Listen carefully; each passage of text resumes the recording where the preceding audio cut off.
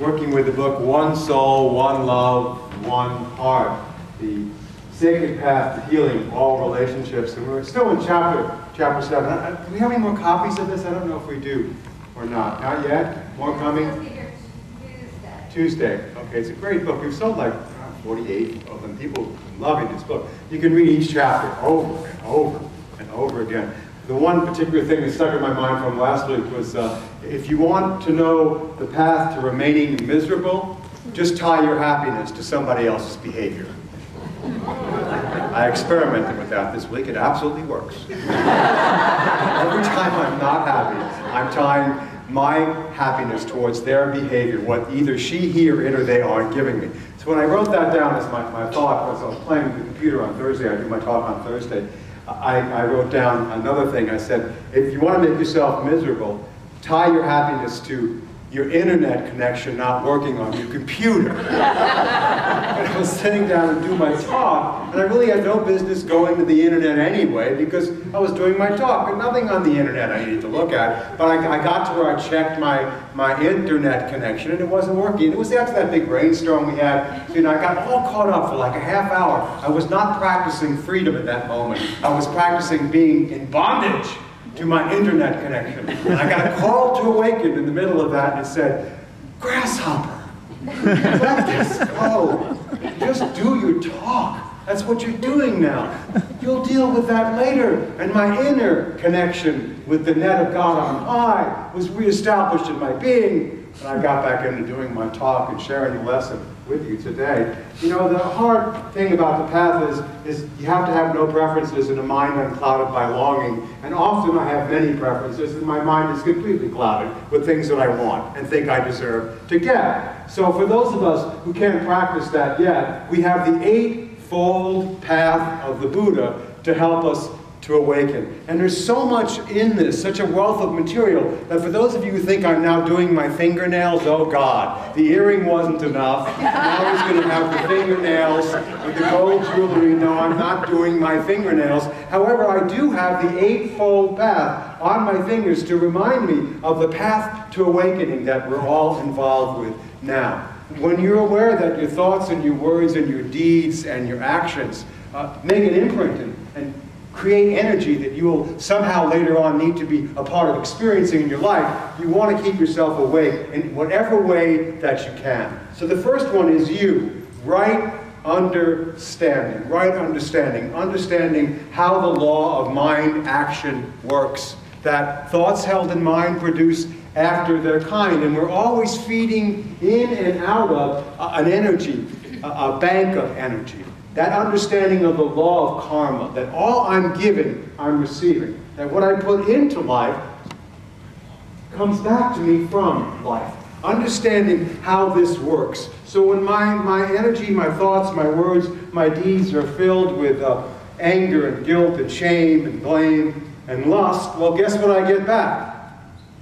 Guilt, shame, anger, greed, and lust. When my energy field is filled with loving kindness, compassion, and forgiveness, guess what I receive back from the universe? The very thing I'm feeding into it. When understanding the great law of karma is not a burden, it's a great path to awakening. Today's talk is called Karma, Savings, and Loan.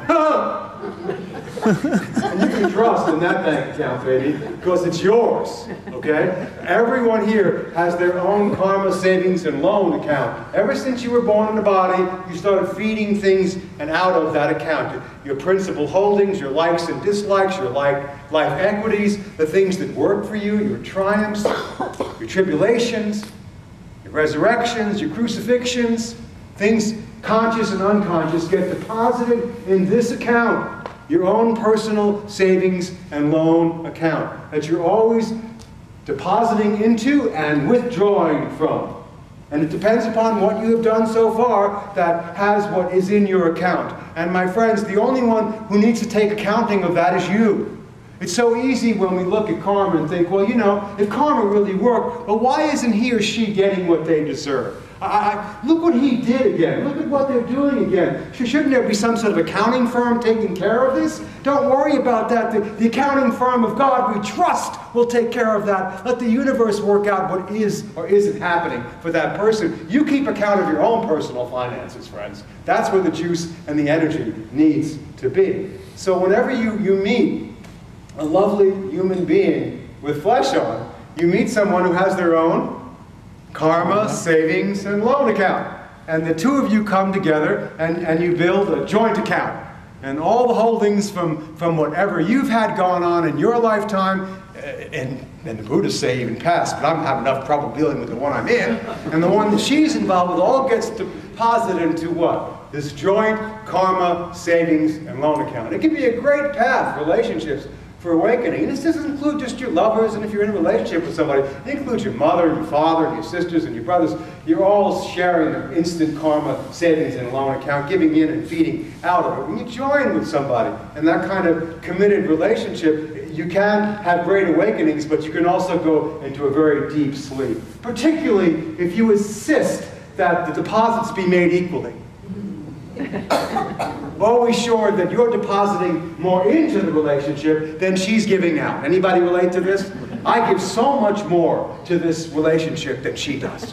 I mean, I know that I do. And once you start doing that, insisting on small minds banking accounting methods for tit for tat, this for that, you are in the Old Testament and you'll never really have any great happiness. I remember when I had some brain cells left when I was younger. We've been together 40 years. I used to keep this sort of ledger sheet of everything that I did this week, you know, that I deposited into the good karma account, all the different things she withdrew from my current happiness, and we'd get angry or get in a fight. Anybody ever do this? I would pull out my balance sheet. Well, let me tell you what it is, and I had it written down. You know, I did this. Do you know that I did that? Do you even notice the things that I do around here? Do you know how incredibly busy I am all the time? All the things that you think magically get done?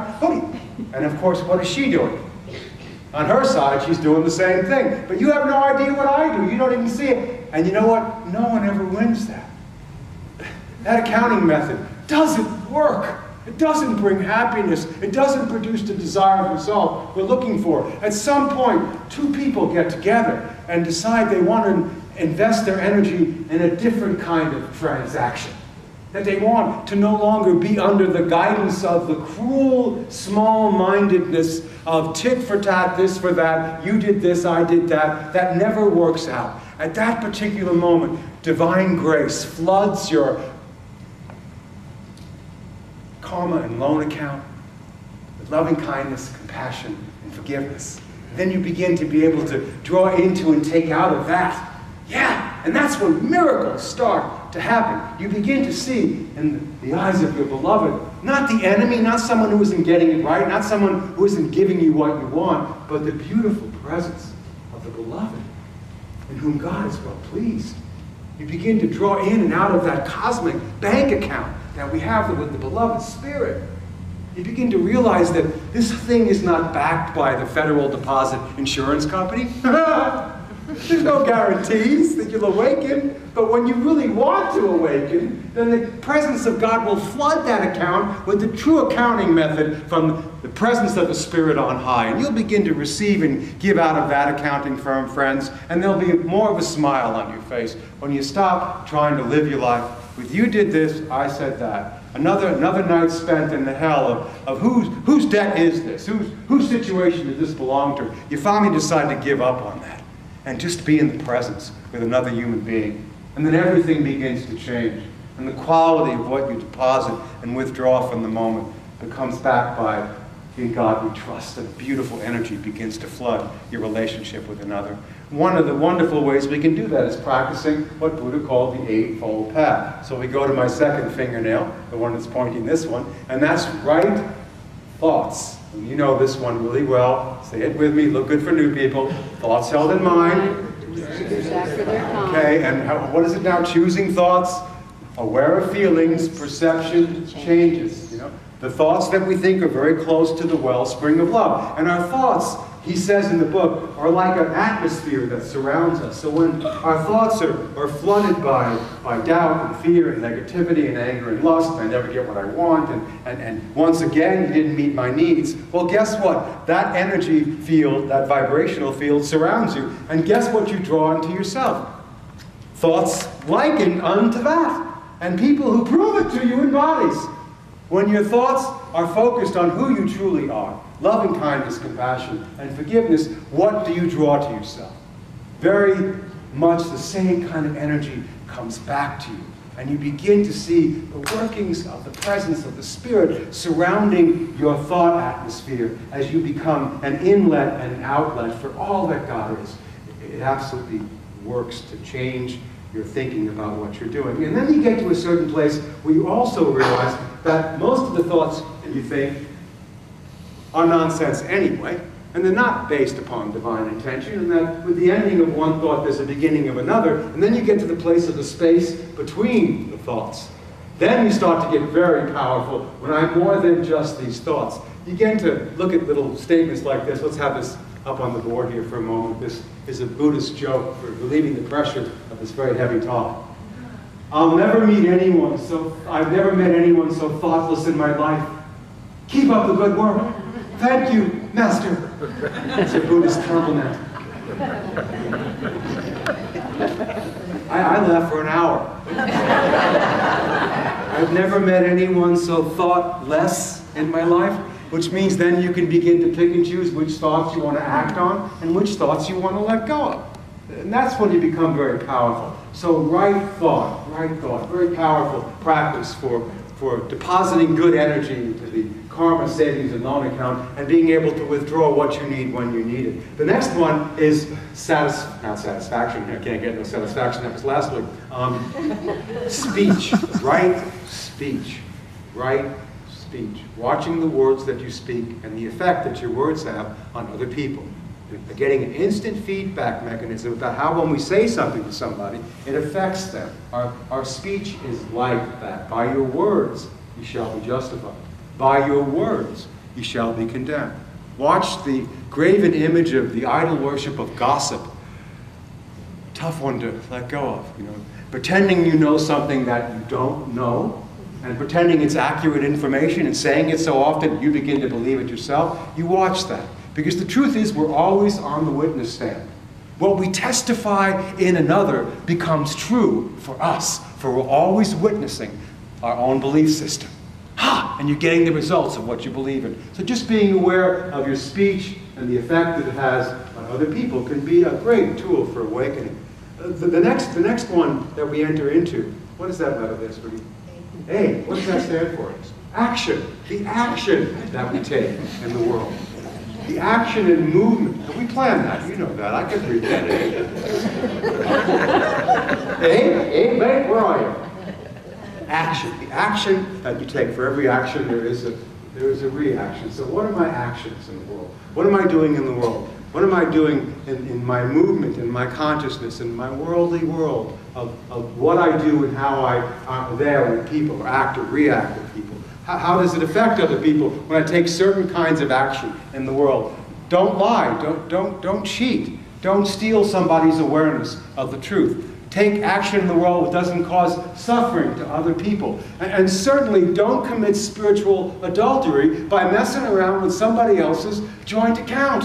There'll be karma to play on that one. That's called bankruptcy. That's stealing and robbing from somebody else's account. And if you do that crime, you're going to end up doing the time to work that one out, right? So be aware of the actions that you take in the world. And if you've made some that you're not quite so proud of, well then practice forgiveness from the heart and decide from this day to be more aware of the actions in the conscious way that you take. The next one is right livelihood.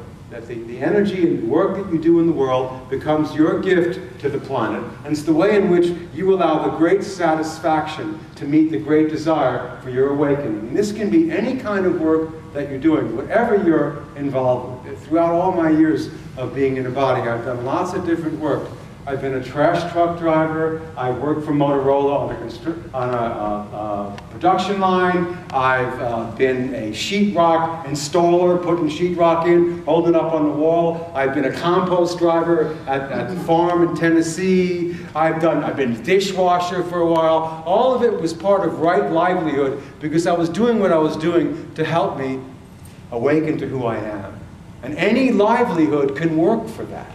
It doesn't need to be all fancy and amazing. It can be very simple things. What did Mother Teresa say? Do simple things with great love. That becomes your livelihood in that moment, to awaken to who you are. And it can happen through anything that you presently do. If the livelihood that you're practicing now deliberately harms somebody else or makes you or forces you to lie and be involved in untruth, well, maybe you want to look at that. One particular example was from an article in Tricycle magazine about a young 24-year-old soldier who was in Guantanamo during Abu Ghraib. And while he was there, he was practicing his Buddhist principle of extending loving kindness to all beings everywhere. And he said he did that with people on both sides, the ones who were called the enemies, the ones who were called the patriots, the ones who people liked or disliked. He sent loving kindness to all beings on all sides of all equations. May you be filled with loving kindness. May you be well. May you be peaceful and at ease. And literally, he said, for 9 months, that was his real job. And everything else he did was infused with that practice. So right livelihood can happen with whatever it is that you're doing. It doesn't need to be the perfect job. Just do it as part of your practice and seva and service to other people, and the divine presence will infuse it with grace. Effort, E, right effort, making the right effort. These practices are difficult to do. It will take great effort to get off of your position and get out of that particular way of acting and reacting in the world. It takes great effort to decide, I'm going to wake up in the morning and I'm going to meditate every day for 15, 20, 35, 50 minutes every day. I'm going to do my affirmation. I'm going to do the lesson Paula gave me in my class. I'm going to really work on this. It takes effort to break out of your old habit patterns. Be willing to do that and be willing to break up that habit pattern by putting the effort into the next spot of the yoga posture. You go, what do they say? You go a little bit further, and then you breathe, and you go a little bit further, and then you breathe, and you go a little bit further, and you hold that. And then you come back up again. That takes great effort to do that. When I first started doing that, I was here. Barely, you know what I'm saying? Effort to move to the next level. It takes great effort. But don't make a burden of that effort. And don't make it something that gets difficult for people who are surrounding you. We had a friend in ministerial school named Bill, and we were all in our 30s. We were just so babies then. Remember, it was ministerial school, we were like lollipop-gilled stuff. And Bill was a yogi. Remember Bill Wilson, you know him. When he came from his tradition, he was married to himself and his wife. There was only 2 of them, but we had 2 kids. We had 3 kids at that point that we were taking care of. And Bill had this regimen of right effort. He'd wake up at 4 o'clock in the morning. He would do 2 hours of meditation in a closet by himself. And then he'd come to your house, he'd have dinner, but you had to have dinner at 5 o'clock because the food needed to be digested by 7:30 because he was doing his prayer and meditation by 9, to sleep by 10, to wake up and do it again. And he'd be at our house and he'd be like, it's 5:30, we haven't eaten yet. I need to get this food down in my body and get this done. It was kind of like, Bill, we have kids, 3 of them. Wait till you have the wonderful blessing of children in your life. You'll get out of this regimented effort that you put into your spiritual. I'm spitting on new people in the front row. Practice. You don't want to do that. And sure enough, 2 years later, Bill had his 2 sons. And we were talking to him on the phone going, oh my God, you were so absolutely right about my practice. Everything is upside down. I don't get to do it anywhere near like I used to anymore, but I do it like I can. And I let everything I do be right thought, right speech, right action, right livelihood with my raising my 3 children. And that practice is almost more beneficial to me than the rigid practice I used to follow. So right effort, but don't become a Nazi with it. Just, you know, do it the way you can do it, you know, and be open and kind and loving around it. The next one is right mindfulness. We've talked about mindfulness a whole lot here. Nothing happens next, you know, this is it. I know you think it's going to get better than this, but actually it's not. This is as good as it gets. Hello. This is your life, live it. Enough of that. And then right concentration, right? Every week I'm here every 2 seconds. It's Sunday. We're back again, doing this all over again. Nothing happens next. This is it. The next meal, the next moment. It's happening right now. Right concentration. This is whatever practice that you're doing. It brings your mind back to the moment. So whether you're a Vipassana student and you use your breath, you come back to the breath, you keep coming back to the breath over and over and over again. If you're a mantra person, you keep coming back to your mantra over and over and over again. If you're into the Course in Miracles lesson, you keep coming back to it over and over and over again. If you're into candle flames, you come back to the candle flame over and over and over again. And what you get to notice is how insane your mind is and how it does not want to come back. It wants to keep wandering. And even if you wander off 1,000 times in 25 minutes, you're doing a beneficial practice. You're training the monkey mind to stay focused. That's a good practice. Come back to the moment over and over and over again. We all need it. Somebody said on Wednesday night to me, where are you? Someone said, are you attention deficit disorder? Do you suffer from that? You did that. And I said, how dare you? I said, I'm no more ADD than you are. Because everybody here is attention deficit disorder. We have a culture of attention deficit disorder people. I mean, this whole nation is nuts. Take a look at it. I mean, everybody's mind is completely insane. What are we getting here? Well, we need practices to come back to over and over again so we can see just how insane we are. So when we are being insane, we have a practice to come back to. And the insanity of being anywhere other than in the present moment. And so when we're practicing right understanding and right thought and right speech and right action and right livelihood and right effort and right mindfulness and right concentration, we are given the gift of having access to our karma savings and loan account 24 hours a day, 7 days a week. You get to go in there and figure out, why does this keep happening to me again? You get to open up accounts other people don't have any awareness of, because your present moment consciousness allows you to go deep into your own unconscious and uncover things that need to come up for healing. That's the beauty of our practice, particularly when we're flooding those areas of our own account with grace and loving kindness and compassion. So I have my example of the practice and my use or abuse of it this week. I'm actually on my way to the gym. God, I sound so shallow, don't I? I'm always going to the gym. Have you noticed? I'm leaving on Wednesday to go babble my talk in the hot tub at the YMCA for the Wednesday night sharing. And I'm moving out to the street of Independence, and I'm driving down the road to Randall. You know Randall in the corner, Randall? And there's two streets going this way, two lanes going this way. And one lane is the lane you're supposed to be in, and the other one is the lane you make a right in, or you just come in behind the person. So I'm driving in my car, and all of this happens automatically. It's like an old withdrawal from many deposit slips from way back when, just all of a sudden came up in my consciousness. And I'm watching this guy behind me, and he's 3 car lengths behind me. And literally, he's going to do 60 miles an hour to get around me, to get in front of me. And there's just no way I'm letting that happen. I keep my foot down on the floor. I don't have a 442 Oldsmobile 1967 394 speed ratio clutch. I'm in a Subaru Forester with 4 cylinders. How fast am I going to go? It's good in the snow, but it has no power to speak of. I love it, enough for now. But I literally floored it. And I went in front of him and I went, what was that? How quickly the old synapses in the brain came back and automatically put the pedal to the metal. I got to see how quick that was, and then I backed my foot off the accelerator. I'm looking in the window, the mirror of your mirror, at the guy behind me. He has no idea that I just did that. He drives like that all the time. My little epiphany means nothing to him. So you got, great, good for you, dude. I would have done exactly the same thing. But I am choosing to do it differently. When you're choosing to do it differently, something else joins you in that moment.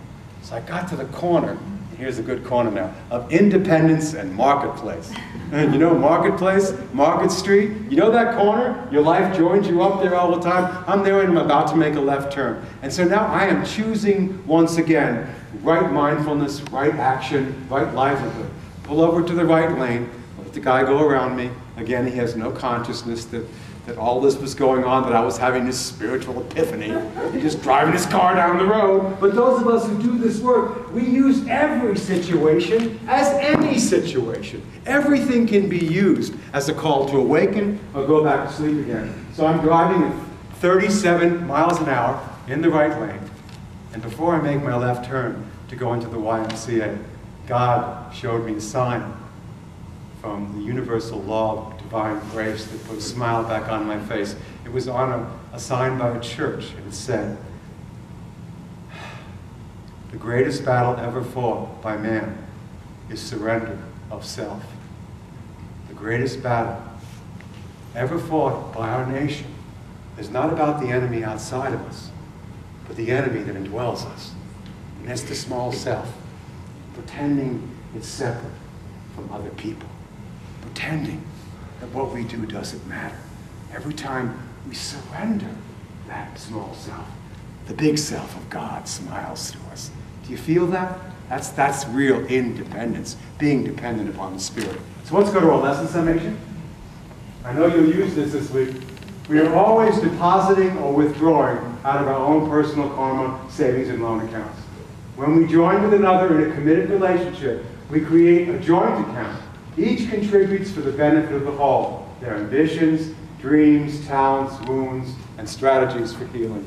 When you meet anybody, you're meeting a whole lot of energy in that moment.